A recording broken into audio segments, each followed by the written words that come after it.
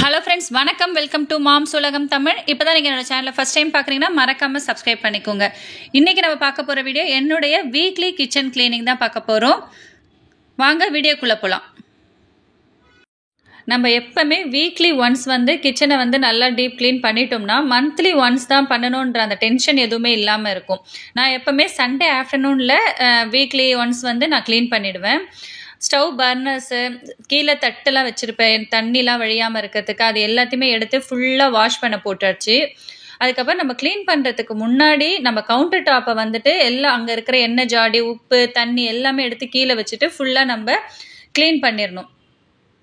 பாத்திரம்லாம் விளக்கி வச்சாச்சு. அதுக்கப்புறம் பார்த்திங்கன்னா எனக்கு ஸ்டவ்வுக்கு மேலே ஒரு கேபினெட்ஸ் இருக்கும், நம்ம பருப்பு, சர்க்கரை அதெல்லாம் வைக்கிறதுக்கு. அதில் நம்ம 1 வீக் ஃபுல்லாக நம்ம சமையல்லாம் செஞ்சுருப்போம். அந்த எண்ணெய் பிச்சு பிச்சுப்பெலாம் இருக்கும். அதனால் ஃபஸ்ட்டு நான் மேலே இருக்க கேபினெட்ஸ் எல்லாமே அந்த கைப்பிடி, அந்த கதவு எல்லாத்தையுமே லைட்டாக லைசால் ஸ்ப்ரே பண்ணி தொடச்சி எடுத்துருவேன். அதுக்கப்புறம் சிம்னி மந்த்லி ஒன்ஸ் தான் டீப் க்ளீன் பண்ணுவேன். மேலே மட்டும் நம்ம அந்த லைசால் ஸ்ப்ரே வச்சு நல்லா தொடச்சிட்டோம்னா, ஃபஸ்ட்டு லைசால் ஸ்ப்ரே வச்சு தொடச்சிட்டு அதுக்கப்புறம் நான் ட்ரை கிளாத் வச்சு ஃபுல்லாக தொடச்சிட்டோம்னா நல்லா க்ளீன் ஆகிடும். நான் டீ தூள், காஃபி தூள்லாம் கேபினெட்ஸ் உள்ளே வைக்காமல் வெளியே வச்சுருப்பேன். அதெல்லாமே எடுத்து மூடியெல்லாம் நல்லா தொடச்சி ஒரு வாட்டி க்ளீன் பண்ணி வச்சாச்சு. அதுக்கப்புறம் கேஸ் ஸ்டவ் எல்லாமே நல்லா வாஷ் பண்ணி அந்த டைல்ஸ் எல்லாத்தையுமே வாஷ் பண்ணி ட்ரை கிளாத் வச்சு தொடச்சிடணும். அடுத்ததாக டேப் எல்லாமே நம்ம சாமான் கழுவுற அந்த ஸ்க்ரப்பர் வச்சு நல்லா க்ளீன் பண்ணி ட்ரை கிளாத்தால் தொடச்சி எடுத்துட்டோம்னா எப்போவுமே புதுசு மாதிரியே இருக்கும். இந்த மாதிரி நம்ம எப்போவுமே வீக்லி ஒன்ஸ் ஜிங்க்கு க்ளீன் பண்ணிவிட்டு ஸ்டவ்வெல்லாம் இது மாதிரி சுத்தமாக க்ளீன் பண்ணி வைக்கும்போது எப்போவுமே புதுசு மாதிரியே நம்ம மெயின்டைன் பண்ண முடியும்.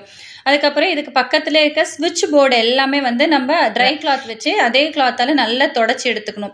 நீங்கள் ரொம்ப நாள் விட்டுட்டிங்கன்னா ரொம்பவுமே பிச்சு பிச்சுன்னு ஆகிடும், ரொம்ப கஷ்டமாக இருக்கும். அதனால் வீக்லி ஒன்ஸ் இல்லை 2 days ஒன்ஸ் நம்ம கிச்சன் க்ளீன் பண்ணும்போதே நம்ம ஸ்விட்ச் போர்டு எல்லாத்தையுமே ட்ரை கிளாத் வச்சு நல்லா தொடச்சிட்டோம்னா எப்போவுமே ஸ்விட்ச் போர்டு எல்லாமே புதுசாகவே இருக்கும். மேலே இருக்க கவுண்டர் டாப் எல்லாமே க்ளீன் பண்ணி முடிச்சாச்சு. அதுக்கப்புறம் கீழே இருக்க நம்ம ஸ்டவ்வுக்கு கீழே இருக்க கேபினெட்ஸ், நம்ம பாத்திரம் வைக்கிற கேபினெட்ஸ் எல்லாத்தையுமே ஒன்ஸ் நல்லா நம்ம தொடச்சி, அந்த கைப்பிடி எல்லாம் நான் தினமும் யூஸ் பண்ணுவோம், அதனால் எல்லாத்தையும் தொடச்சி க்ளீன் பண்ணி வச்சிடணும். அடுத்து எண்ணெய் ஜாடிலாம் பார்த்தீங்கன்னா நான் காலி ஆகும்போதே எண்ணெய் ஜாடிலாம் நல்லா வாஷ் பண்ணி சுடு தண்ணி விட்டு வாஷ் பண்ணி வச்சுருவேன். வீக்லி ஒன்ஸ் அந்த மேல் மூடியெல்லாம் மட்டும் நல்லா நம்ம கிளாத் வச்சு க்ளீன் பண்ணி வச்சிட்டோம்னா பளிச்சுன்னு இருக்கும், புதுசு மாதிரியே. கையோடு நம்ம மிக்சியும் வீக்லி ஒன்ஸ் க்ளீன் பண்ணிடணும். இந்த வீக்லி ரொட்டீன் லிஸ்ட்டில் எனக்கு மிக்சி, ஸ்விட்ச் போர்டு எல்லாமே ரொட்டீனில் வந்துடும். கேஸ் ஸ்டவ், கவுண்டர் டாப் எல்லாமே ஆறி வர்றதுக்குள்ளே அந்த கால் மீதி எல்லாத்தையுமே எடுத்து வாஷிங் மிஷினில் போட்டு குயிக்கில் வச்சிட்டோம்னா நமக்கு சீக்கிரமாக முடிஞ்சிருச்சு. அதையுமே நான் வாஷ் பண்ணி காய வச்சுட்டு வந்துட்டேன். கேஸ் ஸ்டவ் நம்ம வாஷ் பண்ணதால் அந்த தண்ணி இருந்திருக்கும், அதனால் நம்ம ஆன் பண்ணி ஒன்ஸ் பார்த்துட்டு இப்போ இது எல்லாத்தையும் பிளேட் போட்டு வச்சிடணும், எல்லாத்தையுமே அரேஞ்ச் பண்ணி வச்சிடணும்.